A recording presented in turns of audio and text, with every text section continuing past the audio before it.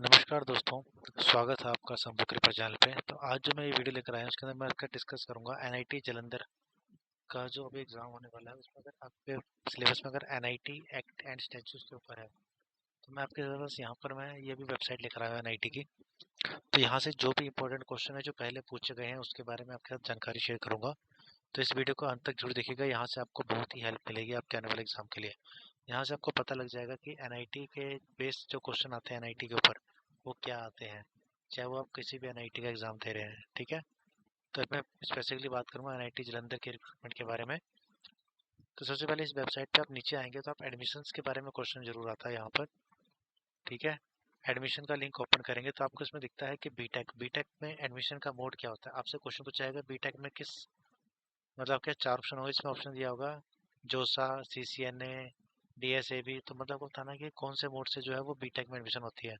तो यहाँ पर किससे होती है, JOSA जोसा से। ठीक है, JOSAA, ये किसके फुल फॉर्म याद रखनी है आपने, joint seat allocation authority. Okay, अब हम बात करेंगे इसके अंदर ही। अगर ये क्वेश्चन आता है, एक क्वेश्चन ये आया हुआ है पहले भी कि एमटेक की जो एडमिशन होती है वो किसका मोड क्या होता है, मतलब उसका नाम क्या होता है प्रोसीजर का। तो ये आपने याद रखना है कि इसका नाम होता है CCMT। ठीक है, CCMT बेसिकली एक काउंसलिंग है। ये देखिए आपके पास पेज खुल गया होगा, centralised counselling for MTech, M architect, M plan admission. ठीक है, एमटेक के लिए जो है वो कौन सी होती है, CCMT। ओके, और ये गेट स्कोर के जो होता है उसके ऊपर बेस्ड होती है एमटेक में एडमिशंस। इसके बाद हम बात करते हैं एमटेक सेल्फ स्पॉन्सर्ड भी एडमिशंस होती है यहाँ पर। ठीक है, जिसके अंदर आपका टेस्ट होगा। ओके, उसके बाद आपका इंटरव्यू होगा, एंट्रेंस टेस्ट देन इंटरव्यू। उसके बाद बात करते हैं एमएससी की। तो एमएससी के लिए आपने याद रखना कि इसके लिए जो होता है वो होता है CCMN। ओके, जैसे एमटेक के लिए था CCMT, वैसे ही एमएससी के लिए एडमिशन के लिए क्या प्रोसीजर होता है, CCMN। ठीक है, अगर मैं इसको खोलूँ तो आप इसकी फुल फॉर्म देख सकते हैं। ये काउंसलिंग होती है किसके लिए, जो एमएससी वगैरह होता है इसके लिए। ठीक है, अभी थोड़ा इस पेज को खोलने में टाइम लग रहा है। ठीक है, ये देखिए, ये है centralised counselling for MSc admissions. Okay, ये है इसकी फुल फॉर्म। अब बात करते हैं एमबीए। एमबीए का यहाँ पर क्या होता है, एनआईटी जालंधर में रेगुलर एडमिशन होती है, सेल्फ स्पॉन्सर्ड डायरेक्ट होती है एडमिशन। ठीक है, अपना एग्जाम होता है इनका। पीएचडी के लिए भी रेगुलर है, यहाँ पर सेल्फ स्पॉन्सर्ड होती है और पार्ट टाइम होती है। तीन टाइप की होती है। रेगुलर में अगर आपने आना है तो आपके पास में गेट का स्कोर चाहिए, पहली बात। दूसरी बात, इंस्टीट्यूट का अपना टेस्ट होता है, उसके थ्रू भी आप पीएचडी में एडमिशन ले सकते हैं। सेल्फ स्पॉन्सर्ड में क्या होगा, इसमें आपको, इसमें भी आपका टेस्ट होगा, लेकिन इसमें आपको फीस जो है वो खुद भरनी पड़ेगी, इसमें आपको कोई स्टाइपेंड नहीं मिलेगा। और पार्ट टाइम में क्या होता है, इसमें भी आपका रिटर्न होगा यहाँ पे। ठीक है, अगर आपका गेट है तो रिटर्न नहीं होगा, डायरेक्ट इंटरव्यू होगा। लेकिन इसमें क्या होगा, आपको जो है वो स्टाइपेंड नहीं मिलता है। ठीक है, ये तो बात रही एडमिशन के बारे में जो बेसिक। और मैं आपको बताना चाहूँ तो आपने मिनट्स इसमें आप आते हैं, अगर आप पढ़ सकते हैं खुद भी देख के, एनआईटी एक्ट्स एंड स्टैट्यूज। यहाँ से आप डाउनलोड कर लीजिए, यहाँ पर आपको जो है वो सब कुछ मिल जाएगा। पहली बात, एनआईटी स्टैच्यू में आते हैं हम, तो ये आपके पास में एक पीडीएफ खुल जाएगी, इसको मैं थोड़ा बड़ा कर देता हूँ। ठीक है, सबसे पहले बात आपने इसमें क्या याद रखनी है, आपने याद रखनी है कि ये जो है वो डिपार्टमेंट ऑफ हायर एजुकेशन के अंदर आता है। ठीक है, और उसके बाद में मेन मेन पॉइंट बताता हूँ आपको। एनआईटी एक्ट 2007 के अंदर आता है। एक्ट का मतलब ये है, अथॉरिटीज में आता है, ऑफिसर्स हो गए, फैकल्टी मेंबर्स हो गए। एक इसमें इंपॉर्टेंट बात है, बिल्डिंग एंड वर्क कमेटी। ठीक है, आपको इसके वो याद रखना है कि कौन सी उसमें आते हैं, नंबरिंग है इसकी, आगे मैं बताता हूँ आपको। जैसे कि किस मतलब ये आर्टिकल एक्ट के अंदर आते हैं, जैसे कि ये बहुत ही इंपॉर्टेंट पॉइंट है कि जैसे the board of governors are constituted under कौन से सेक्शन के अंडर है, section 11 of the act. Senate जो आता है वो आता है section 14 of the act. Finance committee जो आती है वो आती है फर्स्ट स्टैचू 10 में। और बिल्डिंग वर्ड कमेटी आती है, ये आती है फर्स्ट स्टैचू नंबर 12 में। तो आपने इन चीज़ों को याद कर लेना है, याद रख लेना है। ठीक है, चाहे तो स्क्रीनशॉट ले लीजिए।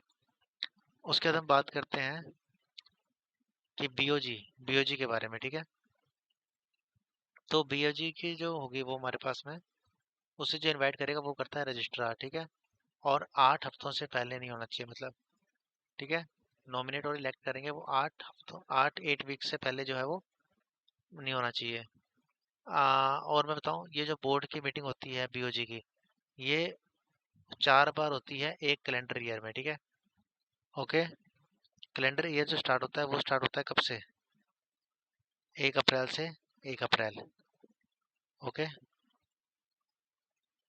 उसके बाद हम बात करेंगे कि कितने इसके मेंबर्स होते हैं। तो 6 मेंबर्स होते हैं इसके मीटिंग के, बोर्ड की मीटिंग होती है जो। तो इस टाइप के क्वेश्चन आपको याद होने जरूरी हैं। ये बीओजी के बारे में है। इसी तरह हम आगे पढ़ते जाएंगे तो इसमें आता है सीनेट के बारे में। ये भी काफ़ी इम्पोर्टेंट टॉपिक है, ठीक है। यहाँ से भी आपको 2 या 4 क्वेश्चन देखने को अवश्य मिलेंगे, ठीक है। इसकी ये बड़ा इंपॉर्टेंट पॉइंट है कि 1/3 of the total number of members of the senate shall form of quorum of the meeting, ठीक है। और ये आप सब एक बार थोरो पढ़ लेंगे तो आपको इस बारे में सब कुछ पता लग जाएगा। और ये पावर्स आपने याद रखनी है। ये बहुत ही इंपॉर्टेंट है ये वाला टॉपिक कि सीनेट की पावर्स क्या क्या है, ठीक है। ये याद रखना। आपको डायरेक्ट क्वेश्चन पूछेगा कि क्या जो है वो करिकुला और सिलेबी जो कोर्सेज ऑफ स्टडीज है उसको चेंज कर सकते हैं। तो ये आपने इसका ऑप्शन होगा सीनेट। आपके पास ऑप्शन आ जाएगा, मान लो बीओजी आ गया, ठीक है, सीनेट आ गया, या फिर हमारे पास में डिपार्टमेंटल में होता है डीपीसी डिपार्टमेंटल, डीपीजीसी डिपार्टमेंटल जो कमेटी होती है, ठीक है, डीपीजीसी प्रोग्राम की जो कमेटी होती है कि क्या आपने चेंजेस करने हैं। तो आपने जब ये पढ़ा होगा तब आपको इस बारे में सब जरूर पता लग जाएगा। फाइनेंस कमेटी है, इसमें कौन कौन होता है इस बारे में आप एक बार पढ़ लीजिएगा इस पीडीएफ से, ठीक है, क्या क्या उसके पावर होते हैं। अब बात करते हैं बिल्डिंग वर्ड कमेटी की। ये बहुत ही इंपॉर्टेंट फंक्शन होता है किसी भी इंस्टीट्यूट का, ठीक है। इसके मेंबर्स आप देख लीजिएगा। और ये पॉइंट भी बहुत इंपॉर्टेंट है कि 3 मेंबर जो है वो कोरम बना सकते हैं। ओके, क्या क्या उसकी पावर है ये वाला भी आप एक बार पैराग्राफ देख लीजिएगा, ठीक है। ये पीडीएफ आपको जो है वो एनआईटी की वेबसाइट पे मौजूद है, तो वहाँ से आप डाउनलोड करके भी इसको एक बार गो थ्रू हो जाइए। इसमें सबसे जो इम्पोर्टेंट मैंने आपको बता दिया है, एक है सीनेट। सीनेट के बारे में क्वेश्चन आपसे पूछा जाएगा। दूसरा आपसे पूछा जा सकता है बिल्डिंग वर्क्स कमेटी के बारे में कि क्या इनके फंक्शंस हैं, ठीक है। आगे हम नीचे बात करें रजिस्ट्रार की, तो आपके पास में एकेडमिक स्टाफ होता है, टेक्निकल स्टाफ होता है, एडमिनिस्ट्रेटिव एंड अदर स्टाफ होता है, ठीक है। अपॉइंटमेंट की बात करें तो इसके लिए अपॉइंटमेंट के लिए आप वापस वेबसाइट पे जाके यहाँ पर आप रूल्स पढ़ सकते हैं, ठीक है। ये रूल्स अलग अलग हैं। यहाँ पर आप रिक्रूटमेंट रूल पढ़ सकते हैं। अगर आपने नॉन टीचिंग का फॉर्म भरा है तो नॉन टीचिंग के रूल आप यहाँ से पढ़ सकते हैं, ठीक है। इसी तरह अगर आपने चिल्ड्रन एजुकेशन अलाउंस का रूल पढ़ना तो यहाँ देख लीजिए, ठीक है। यहाँ पर इन्होंने सभी रूल्स दे रखे हैं। ओके, तो आई होप आपको मेरी आज की वीडियो जरूर पसंद आएगी। उसको लाइक और शेयर अवश्य कीजिएगा। और आने वाले टाइम में भी आपको मैं बहुत ही इंपॉर्टेंट जो भी वीडियोस होगी वो जरूर लेकर आऊँगा। तब तक के लिए धन्यवाद।